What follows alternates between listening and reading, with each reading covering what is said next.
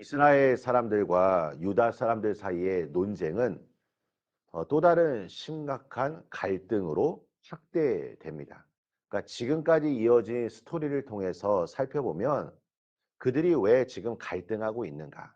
그 이유는 누가 더 다윗을 대접하였는지, 누가 다윗으로부터 더 높임을 받기에 합당한지, 그것으로 인해서 서로 대립된 것입니다. 그래서 많은 사람들이 또 다윗을 떠나게 됩니다. 우리 사랑하는 성도 여러분, 다윗이 어떠한 인물이었습니까? 하나님께 늘 물었던 삶을 살았고 하나님이 함께 하셨고 하나님의 도우심으로 인해 그는 어디를 가든지 승리할 수 있었던 사람입니다.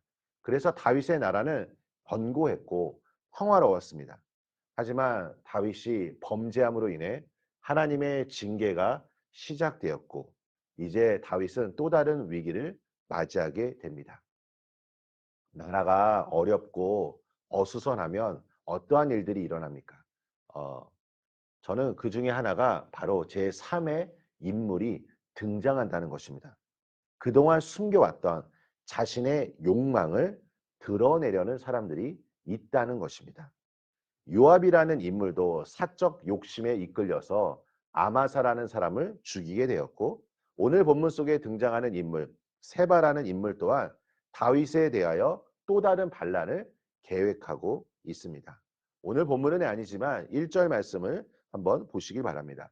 마침 거기에 불량배 하나가 있으니 그의 이름은 세바인데 베냐민 사람 비그리의 아들이었더라. 그가 나팔을 불며 이르되 우리는 다윗과 나를 분깃이 없으며 이새의 아들에게서 받을 유산이 우리에게 없도다. 이스라엘아 각각 장막으로 돌아가라 하매. 세바는 사울이 속해 있던 베냐민 출신이었는데 그에 대해 성경이 말하기를 불량배였다라고 말합니다. 그런데 오늘 그 1절 말씀을 보시면 세바가 가지고 있는 관심이 무엇입니까? 자신의 분깃이었습니다. 지금 유다와 이스라엘이 대립하여 갈등하고 있다면 나라의 어떠한 리더, 지도자라면 어떻게 하면 나라가 다시 화합을 이룰 수 있을까? 하나가 될 수 있을까? 평화를 이룰 수 있을까? 이 일에 집중해야 하는데 지금 세바의 관심은 무엇입니까? 자기 이속만 챙기려고 한다는 것입니다. 자기의 이익을 챙기기 위해서 그가 하는 행동이 무엇입니까? 다른 사람들의 마음을 조종하고 통제하려는 한다는 것입니다. 우리가 뭐 사회생활이나 교회생활 하면서 참 조심해야 할 것이 무엇이냐면 다른 사람들을 조종하고 통제하려는 자들이 있다는 것입니다. 그 목적이 무엇입니까? 다른 사람들을 위한다고 말하지만 실제로는 오늘 세바처럼 나의 이익을 챙기기 위해 다른 사람의 마음을 통제하려는 것. 여러분 이것을 우리가 경계하고 분별할 필요가 있다는 것입니다. 이제 세바가 나머지 지파들을 모아 전쟁을 벌이게 된다면 또 다른 비극이 시작될 것입니다. 그래서 다윗은 아비새에게 세바를 쫓으라고 명령합니다. 그리고 이제 오늘 본문에서 우리가 확인할 수 있듯이 세바는 아벨에 이르게 되었고 요압이 이끄는 군대가 이 토성을 쌓고 성벽을 허물고자 합니다.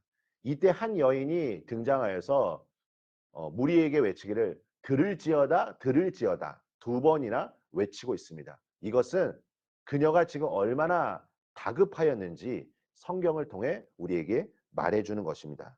그녀는 아벨이라는 지역이 지혜로운 도시이며 화평하고 충성된 도시인데 왜 이 성을 멸하느냐라고 물어봅니다. 그래서 요압이 대답하기를 이 성을 멸하려 하는 것이 아니라 세바라는 인물이 다윗 왕을 반역했기 때문에 그만 죽인다면 우리는 물러갈 것이다라고 말합니다.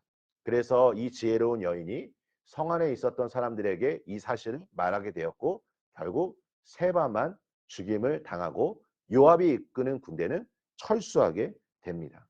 사랑하는 성도 여러분, 오늘 이 본문 말씀을 통해 우리가 얻을 수 있는 교훈은 무엇입니까?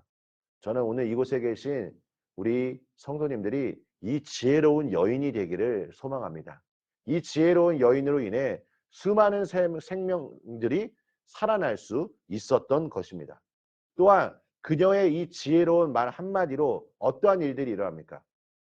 여러분, 요압이 한 행동을 보십시오. 요압이 지금 그 아벨에 이르러서 주변에 토성을 쌓고 성벽을 허물고자 했습니다. 제가 앞서 말씀드린 것처럼 요압은 사적 욕심이 있었던 사람입니다. 여러분, 그 자신의 목적을 이루기 위해서 수단 방법을 가리지 않는 사람들이 있다는 것을 우리는 알고 있습니다. 아마 지금 이 여인이 등장하지 않았다면 세바를 죽이기 위해, 다윗에게 공을 세우기 위해 아마 그는 수많은 사람들을 죽였을 것입니다. 감정에 휩싸여서 자기의 목적을 이루려 했던 요압을 향하여 지혜로운 여인 한마디로 인해서, 그녀의 행동으로 인해서 요압의 마음이 누그러질 수 있었던 것입니다. 사랑하는 성도 여러분, 오늘 우리가 만나는 많은 사람들을 향하여 오늘 우리의 지혜가 그 사람들의 삶을 살리고 격려하고 위로하고 회복하길 원합니다. 그리고 또 한 가지 우리가 적용할 수 있는 것은, 갈등이라는 쓴뿌리는 결국 계속해서 자라난다는 것입니다. 여러분, 오늘 괜찮은 것 같지만 우리 교회 안에 있는 이 갈등의 씨앗이 결국 언젠가는 우리 교회 안에서, 아니면 우리 삶의 그 공동체 안에서 열매를 맺게 될 수 있다는 것. 그것을 우리가 인지하여서 우리 믿음의 사람들이 이 갈등이 누그러지고 갈등이 치료되고 회복될 수 있도록 우리 이 공동체가 함께 기도해야 할 것입니다. 사랑하는 성도 여러분, 오늘 교회를 위해 기도할 때, 그리고 우리가 속한 공동체를 위해 기도할 때 혹시 마음에 상처가 있는 분들이 생각난다면 하나님의 위로하심이 그에게 임할 수 있도록 중보해 주시기를 부탁드리겠습니다. 그래서 우리를 통해서 많은 사람들의 생명이 다시 한번 회복되는 기적의 역사가 이루어지시길 예수님의 이름으로 축원합니다.